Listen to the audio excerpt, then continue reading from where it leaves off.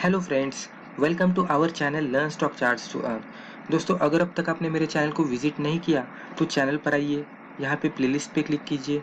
Playlist पे click करने के बाद यहाँ पे मैंने कैटेगरी वाइज वीडियोस अपलोड करके रखे हैं। प्लेलिस्ट का नाम देखकर भी आपको पता लग जाएगा कि वो रिस्पेक्टिव प्लेलिस्ट में किस तरह के वीडियोस है। तो आपके इंटरेस्ट के हिसाब से आप ये वीडियोस देख लीजिए। और अगर आपको चैनल पे कुछ भी मीनिंगफुल लगता है और अगर आपको लगता है कि चैनल पे जो भी हमने इन्फॉर्मेशन प्रोवाइड की है उससे आपके नॉलेज में गेन हो रहा है, तो ये आप मेरे चैनल को सब्सक्राइब कीजिए। और अगर सब्सक्राइब करते हैं तो रेगुलर अपडेट्स के लिए बेल आइकॉन को क्लिक कीजिए। दोस्तों, अगर आपको स्टॉक मार्केट रिलेटेड बुक्स में इंटरेस्ट है तो अमेजोन पर आकर ये मेरा नाम डाल दीजिए और सर्च पे क्लिक करने के बाद अब तक जितने भी मैंने बुक्स पब्लिश किए हैं आपके सामने आ जाएंगे। यहाँ पे भी हमने बेसिक इंफॉर्मेशन प्रोवाइड करने की कोशिश की है। उसके ही साथ जो अलग अलग ट्रेडिंग स्ट्रेटेजीज रहते हैं, जैसे कि इंट्राडे ट्रेडिंग स्ट्रेटेजीज, फिर शॉर्ट टर्म ट्रेडिंग स्ट्रेटेजीज, फिर स्विंग ट्रेडिंग स्ट्रेटेजीज, फिर मल्टीबैगर स्ट्रेटेजीज, तो हर अलग तरह के स्ट्रेटेजीज के ऊपर, चार्ट पैटर्न्स के ऊपर और टेक्निकल इंडिकेटर्स के ऊपर हमने बुक पब्लिश करने की कोशिश की है। हिंदी में भी एक बुक पब्लिश किया है दोस्तों, जो बेसिक इन्फॉर्मेशन प्रोवाइड करता है stock market and technical analysis के बारे में। तो यहाँ पे आइए दोस्तों, और जो भी इन्फॉर्मेशन प्रोवाइड की है उससे भी आप फ़ायदा लेने की कोशिश कीजिए दोस्तों। लेकिन जो भी हमने इन्फॉर्मेशन या रिस्पेक्टिव बुक्स में प्रोवाइड की है उसे आप एजुकेशनल पर्पज़ ही कंसिडर कीजिएगा। दोस्तों, और एक बात, अगर आपको मेरा एजुकेशनल स्टॉक वॉलेट ज्वाइन करना है तो आप उसे भी ज्वाइन कर सकते हैं। स्टॉक वॉलेट में मैं हर वीकेंड में मेरी जो भी स्टॉक के ऊपर की स्टडी है आपके साथ शेयर करते रहता हूँ। जो भी हम टेक्निकल एनालिसिस करेंगे वो इक्विटी सेगमेंट के लिए रहेगा। उस टेक्निकल एनालिसिस में हम जो स्टॉक सिलेक्ट करेंगे उसके सिलेक्शन के पीछे का रीजन, उसमें हमें कहाँ पे बाय करना है, टारगेट किस तरह से कैलकुलेट करना है और हमारा स्टॉप लॉस कहाँ पे होने वाला है, इस तरह की इंफॉर्मेशन हम डिस्कस करते रहते हैं। स्टॉक वॉलेट हमारा पीडीएफ फॉर्मेट में रहेगा और स्टॉक वॉलेट में हम जो भी इंफॉर्मेशन डिस्कस करते रहते हैं वो पूरी तरह से एजुकेशनल पर्पज है। दोस्तों, अगर आपको फर्दर क्वेरीज रहेंगे तो आप नीचे मैंने मेरा व्हाट्सएप नंबर दिया है, आप वहाँ पे कांटेक्ट कर सकते हैं।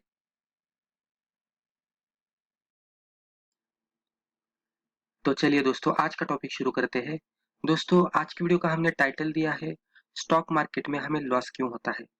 तो मैक्सिमम लोग है कि जो स्टॉक मार्केट में आते हैं एज अ बिगिनर आते हैं, आने के बाद जब भी हमें स्टॉक मार्केट में ट्रेडिंग करनी होती है या तो इन्वेस्टमेंट करना होता है, तो बेसिकली हम दो तरह की स्ट्रेटजीज को इस्तेमाल करके हम स्टॉक का सिलेक्शन करते हैं। या तो वो फंडामेंटल एनालिसिस रहेगा या तो वो टेक्निकल एनालिसिस रहेगा। अभी हम हमारे चैनल पे मैक्सिमम टाइम पे हम टेक्निकल एनालिसिस का सहारा लेते हैं, यानी कि स्टॉक सिलेक्शन करने के लिए हम टेक्निकल एनालिसिस करते हैं, चार्ट रीडिंग करते हैं और उसके हिसाब से अगर कोई स्टॉक हमारे हिसाब से ट्रेड करता है तो हम उसमें फिर फर्दर ट्रेडिंग करने का सोच लेते हैं। तो हमारा ये एनालिसिस जो रहता है हमारे चैनल पे मैक्सिमम टाइम पे हम टेक्निकल एनालिसिस करते हैं, तो ये पर्टिकुलर एग्जांपल के लिए हम टेक्निकल एनालिसिस का ही एग्जांपल कंसिडर करेंगे। तो जो कि थीम है हमारी आज की वीडियो की, हमें स्टॉक मार्केट में लॉस क्यों होता है। तो मान लीजिए कि हम स्टॉक मार्केट में ट्रेडिंग करते समय अगर टेक्निकल एनालिसिस का सहारा लेते हैं तो ट्रेडिंग स्ट्रेटजीज तो बहुत सारे रहते हैं। मान लीजिए हमें इंट्राडे में ट्रेडिंग करनी हो, या तो वो स्विंग ट्रेडिंग रहेगी, शॉर्ट टर्म रहेगी या मिड टर्म या लॉन्ग टर्म ट्रेडिंग रहेगी। ट्रेडिंग का ड्यूरेशन कौन सा भी होने दो, अलग अलग तरह के ट्रेडिंग स्ट्रेटजीज हमारे पास रहते हैं। हमें अगर इंट्राडे में ट्रेडिंग करनी हो तो इंट्राडे ट्रेडिंग के भी बहुत सारे स्ट्रेटजीज रहते हैं। स्विंग ट्रेडिंग करनी हो तो उसके भी बहुत सारे स्ट्रेटजीज रहते हैं। शॉर्ट टर्म के, मिड टर्म के और लॉन्ग टर्म के भी बहुत सारे स्ट्रेटजीज रहते हैं। बहुत सारे लोगों को इंट्राडे में ट्रेडिंग करना पसंद है, तो वो इंट्राडे के जो भी ट्रेडिंग स्ट्रेटजीज है उसकी स्टडी करने की वो शुरुआत कर देते हैं। बहुत सारे स्ट्रेटजीज को स्टडी करने के बाद वो खुद के लिए एक स्ट्रेटजी चुन लेते हैं और उसके साथ ट्रेडिंग करने का सोच लेते हैं। जब भी वो ट्रेडिंग करने लगते हैं, यानी कि प्रैक्टिकली, यानी कि पहले प्रैक्टिस करने के बाद, थोड़ा एक्सपीरियंस लेने के बाद, जब भी वो एक्चुअल में यानी कि रियल मनी के साथ जब भी वो ट्रेडिंग करना शुरू कर देते तो वहां पे प्रॉफिट होने से, यानी कि प्रॉफिट हमें मिलने से, यानी कि उससे कंपेयर जब भी हम करेंगे तो हमें मैक्सिमम टाइम पे लॉस ही हो जाता है। तो वहां पे हमें समझ में नहीं आता है कि प्रॉब्लम कहाँ पे हो रहा है, क्योंकि स्ट्रेटजी को हमने अच्छी तरह से प्रैक्टिस किया होता है। तो स्ट्रेटजी हमें अच्छी तरह से लगता है हमें कि वो स्ट्रेटजी बहुत ही अच्छी तरह से वर्कआउट हो रही है। लेकिन जब भी हम एक्चुअल में ट्रेडिंग करते तो वही स्ट्रेटजी जो बैक टेस्टिंग करते समय हमें अच्छा रिजल्ट दे रही थी, वो एक्चुअल में जब भी हम ट्रेडिंग करते तो वो स्ट्रेटजी उस तरह से वर्कआउट नहीं होती और हमें लगता है कि स्ट्रेटजी में ही प्रॉब्लम है। तो दोस्तों, प्रॉब्लम स्ट्रेटजी में नहीं रहता, प्रॉब्लम कुछ और ही जगह पे रहता है। तो वो क्या प्रॉब्लम है वो आज की वीडियो में हम अच्छी तरह से डिस्कस करने की कोशिश करेंगे। दोस्तों, यहाँ पे स्टॉक मार्केट में जो लॉसेस होते हैं वो होने के लिए बहुत सारे रीजन रहते हैं, लेकिन मैं पर्टिकुलर वीडियो के लिए मैंने खाली दो ही रीजन का सिलेक्शन किया है। ये जो दो रीजन है आपको भी एक्सपीरियंस आया होगा, जो भी हम आने वाली वीडियो में अभी आगे जाकर जो दो पॉइंट देखेंगे वो पॉइंट में हम जिस तरह से डिस्कस करेंगे वो एक्सपीरियंस आपको पहले भी आया होगा। यहाँ पे आप ओवरकम भी किस तरह से कर सकते हैं इसका सोल्यूशन भी मैं यहाँ पे बताने की कोशिश करूंगा। तो बहुत ज्यादा पॉइंट के साथ डिस्कस करने के बजाय यहाँ पे हम दो इंपॉर्टेंट पॉइंट डिस्कस करेंगे। अगर इसके साथ अगर आप अच्छी तरह से ट्रेडिंग करेंगे तो आप डेफिनेटली लॉस को कम कर पाएंगे, एक्सपीरियंस के साथ लॉस का कन्वर्जन प्रॉफिट में कर पाएंगे और आगे जाकर जब भी आपका कॉन्फिडेंस बढ़ जाए तो आप अच्छा खासा प्रॉफिट भी कमा पाएंगे। तो जैसे कि अभी मैंने नेक्स्ट स्लाइड ओपन की है, यहाँ पे मैंने एक सिंपल से दो पॉइंट लिखे हैं, टेबुलर फॉर्मेट में हमने ये एक्सप्लेन करने की कोशिश की है। तो इसको मैं थोड़ा इलेबोरेट करके आपको बताने की कोशिश करता हूँ तो आपको समझ में आएगा कि किस तरह से होते रहता है, हमें लॉस क्यों होता है। तो पहली कंडीशन हमने यहाँ पे लिखी है बिफोर मेकिंग ट्रेड, यानी कि ट्रेड लेने से पहले हमें क्या करना पड़ता है, लेकिन हम क्या करते हैं। अभी मान लीजिए हमने कोई ट्रेडिंग स्ट्रेटेजी को डेवलप किया है, फॉर एग्जांपल कंसिडर कर लेते हैं कि वो स्ट्रेटेजी में हमें 5 क्राइटेरिया को देखना पड़ेगा। जब भी पांचों क्राइटेरिया हमारे सेटिस्फाई होंगे तभी हम वो पर्टिकुलर स्टॉक में ट्रेड ले लेंगे। राइट, हम इंट्राडे में ट्रेडिंग कर रहे हैं, इस तरह के एक हम सिचुएशन कंसिडर कर लेते हैं कि हमें इंट्राडे में ट्रेड करना है, हमारी एक स्ट्रेटेजी है, वो स्ट्रेटेजी के हमने 5 पॉइंट डिफाइन किए हैं। जब भी कोई भी स्टॉक वो 5 पॉइंट में बैठेगा तो हम उसमें ट्रेड करना है। तो इस तरह से हमने पूरा सेटअप बना दिया है।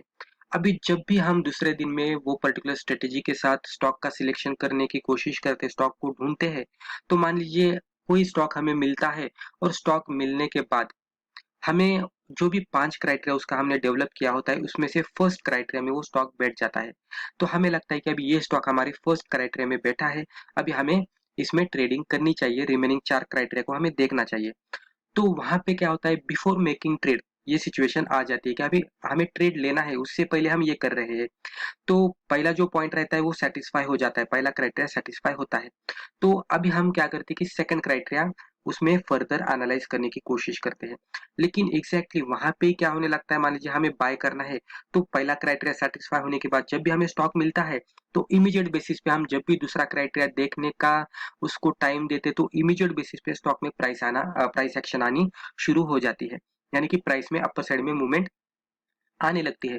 तो वहां पे हम थोड़ा कंफ्यूज हो जाते हैं कि हमारा पहला क्राइटेरिया सेटिस्फाई था और स्टॉक की प्राइस भी ऊपर जाने लगी है। अभी दूसरा क्राइटेरिया कब हम चेक करेंगे, तीसरा कब चेक करेंगे, फिर फोर्थ क्राइटेरिया हो जाता है, 5 हो जाता है।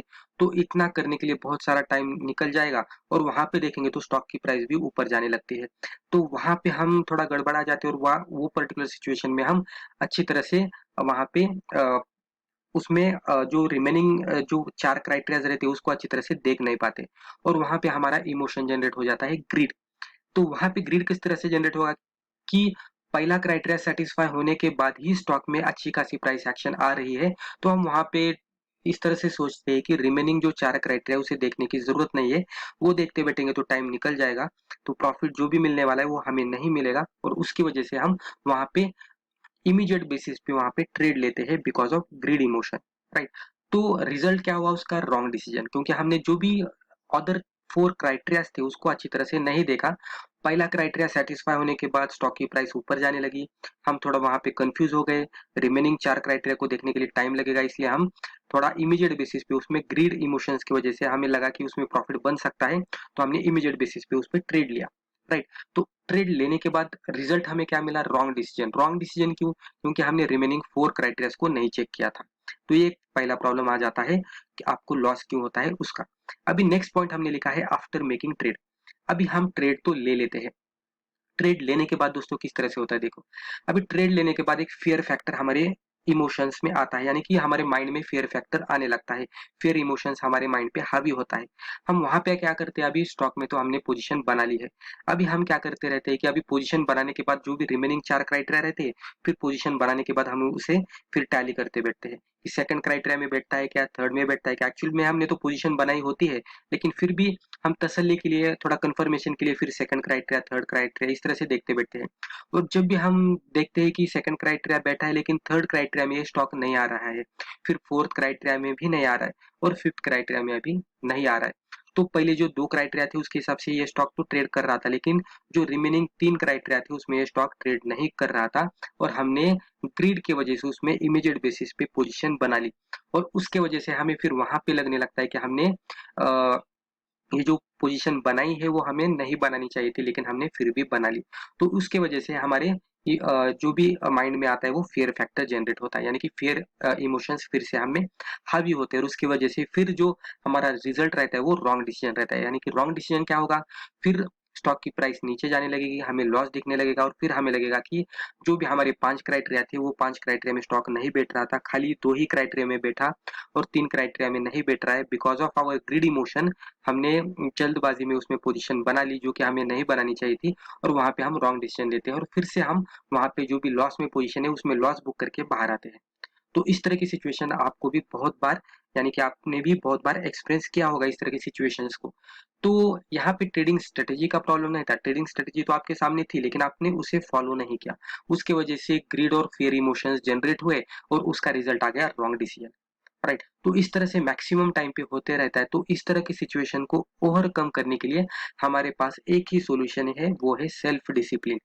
दोस्तों कैसा रहता है कि अगर हम कोई स्ट्रेटेजी को पहली दफा देखते हैं उसमें 5 क्राइटेरिया रहते हैं, तो जब भी हम इनिशियल लेवल पे वो 5 क्राइटेरिया को देखते बैठेंगे तो हम उतना फास्ट वो पांचों क्राइटेरिया को यानी कि चेक नहीं कर पाएंगे क्योंकि हमें प्रैक्टिस नहीं रहती है, तो हमें उसमें टाइम बहुत ज्यादा निकल जाता है, तो उसकी वजह से स्टॉक में प्राइस एक्शन बहुत ज्यादा आने लगती है। तो इस तरह की सिचुएशन के लिए हमें थोड़ा सेल्फ डिसिप्लिन भी चाहिए, पहले हमें प्रैक्टिस भी करनी चाहिए कि पांचों क्राइटेरिया को देखने के लिए हमें थोड़ा टाइम भी देना पड़ेगा। राइट, तो पहले हमें उसकी प्रैक्टिस करनी पड़ेगी। जैसे ही हम प्रैक्टिस करते जाएंगे तो हम कुछ सेकंड्स में ही कुछ 1-2 मिनट में ही हम वो इमीडिएट बेसिस पे वो पांचों क्राइटेरिया चेक कर पाएंगे और फिर पांचों क्राइटेरिया में अगर वो स्टॉक बैठता है तो हम वहां पे फिर पोजीशन बनाएंगे। अगर हम सही जगह पे पोजीशन बनाएंगे तो हमारा स्टॉप लॉस टारगेट सही जगह पे रहेगा, वहां पे ग्रीड और फियर इमोशंस हमें डिस्टर्ब नहीं करेंगे। तो उसका जो रिजल्ट रहेगा वो रॉन्ग डिसीजन का नहीं रहेगा, बल्कि हम वहां पे सही डिसीजन लेंगे। राइट, तो सेल्फ डिसिप्लिन के साथ ही आप ये प्रॉब्लम को ओवरकम कर सकते हैं। आपको सेल्फ डिसिप्लिन इंप्रूव करना पड़ेगा। डिसिप्लिन किस तरह से रहेगा, जो भी स्ट्रेटेजी में बताया गया है उसे फॉलो करना है। अगर आप उसे फास्टली फॉलो नहीं कर पाते तो आपको प्रैक्टिस करनी पड़ेगी, प्रैक्टिस के साथ आप फिर बाद में उसे फास्टली फॉलो कर पाएंगे और फिर उसमें आप सही तरह से डिसीजन ले पाएंगे और फिर बाद में आपको प्रॉफिट हो जाएगा। तो इस तरह के दो जो इमोशंस मैंने बताए हैं कि बिफोर ट्रेडिंग किस तरह से सिचुएशन रहती है और after making position in particular stock किस तरह से सिचुएशन रहती है और उसके वजह से हमें लॉस क्यों होता है, ये मैंने ये 2 पॉइंट के सहारे आपको बताने की कोशिश की। तो दोस्तों मुझे लगता है ये रिस्पेक्टिव वीडियो में हमने जो भी डिस्कस किया इससे आपको ज़रूर फ़ायदा हुआ होगा। आप थोड़ा सेल्फ डिसिप्लिन पे वर्कआउट कीजिए और कोई भी स्ट्रेटेजी आप ले लीजिए और उसको डिसिप्लिन के साथ ट्रेड कीजिए। अगर स्ट्रेटेजी मोर देन 50% की एक्यूरेसी रहेगी और उसमें रिस्क रिवॉर्ड रहेगा तो आप अच्छा खासा प्रॉफिट मार्केट में से कमा सकेंगे। तो दोस्तों मुझे लगता है रिस्पेक्टिव वीडियो में हमने जो भी डिस्कस किया आपको अच्छी तरह से समझ में आया होगा। तो दोस्तों एज ए डिस्क्लेमर, इस चैनल पे हम जो भी डिस्कस करते रहते हैं वो पूरी तरह से एजुकेशनल पर्पज है, तो आप इसे एजुकेशनल पर्पज ही कंसिडर कीजिएगा। इसको देखकर आप प्लीज ट्रेड मत कीजिएगा। तो दोस्तों आज के लिए बस इतना ही। Thank you.